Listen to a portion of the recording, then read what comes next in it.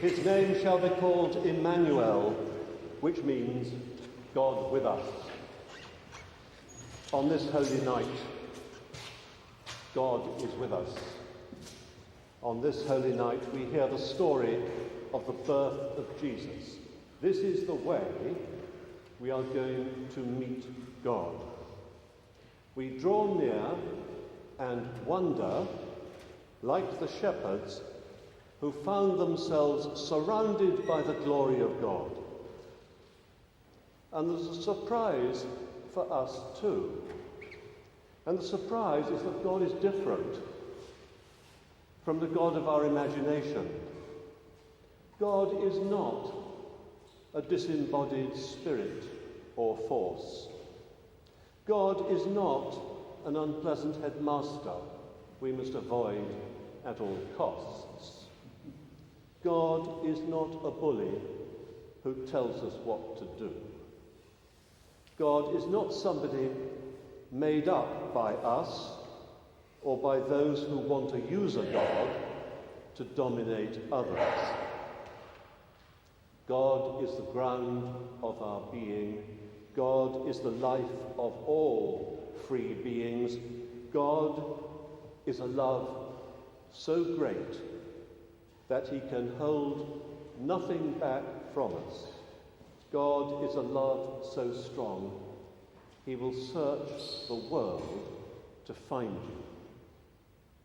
God is a love so pure and forgiving that the only way we can start to understand it is to look at a newborn child. The newborn child has no memory of what is done. For that child, all life is ahead. And that's the picture of our relationship with God, which is born again today. We are saved from the limitations of ourselves. We are forgiven and we share in God's life forever. So a child born in a manger in those uncertain times is the perfect image of God in my life. The child is now at the centre of the picture. The child is given to us to look after and to love. That's the surprise of Christmas.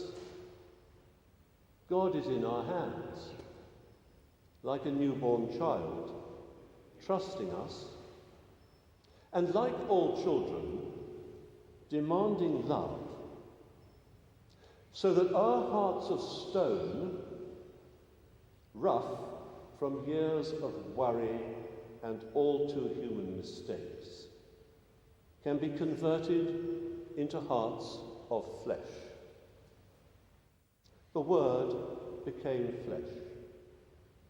It's a strange image, that one among many images that Christians have used down the centuries to describe the place within where God is found.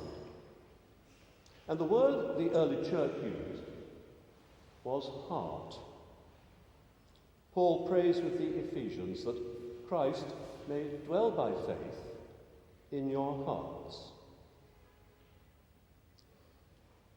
For Paul, this means Christ, the core of our being, beyond images, beyond thought, beyond reflection, Christ in the deepest self.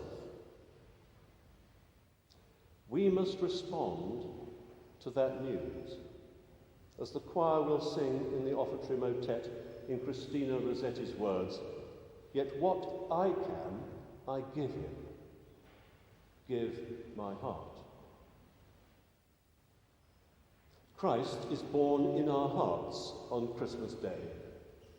He has found us and lives among us in infinite simplicity and compassion. This is sheer grace. God knows us and loves us as we are. Our Christmas present this year and every year is his life. All our prayers are simply that, stepping aside so that Christ can speak to us in the silence and heal us. At Christmas, the angel and the multitude of the heavenly host, you will remember, spoke of peace on earth, God's peace. Peace on earth begins with peace in our hearts, where Jesus is born. What can this mean as we struggle to make sense of too much information about a cruel and a dangerous world? It means we are no longer alone. You shall no more be termed forsaken, for we are with Christ on his cross too, where love and sorrow meet.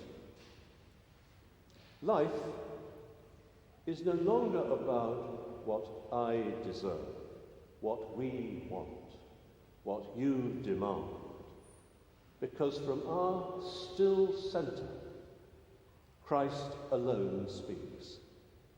His voice encourages us to push back against the fear and the despair. Early Christians talked about being followers of the way. Not my way, not your way, not our way, but the way, Christ's way, the way to fullness of human life, life in all its fullness. That is God's gift to us. Jesus came in the fullness of time. The hopes and fears of all the years are met in thee tonight. It's a bit much to take in now, but this is what our religion offers us. The truth and the mystery about ourselves and our world. Tonight, we play our part in that sacred history. God comes to us disguised as our life. Do you remember the first thing the angel said to the shepherds? Do not be afraid. I bring you news of great joy. Do not be afraid of the glory of God. Don't back away when you see God's human face. Wonder, yes, but let us not run away from God's glory any more than we would think of running away from love itself. The glory of God is now to be found not in signs and wonders in the heavens, but in our world. And here we can find the supreme purpose of our creation. God and sinners reconcile. And may the peace of Christmas fill your hearts with joy and hope, knowing that from this night onwards, our hearts and Christ's heart are made one. Amen.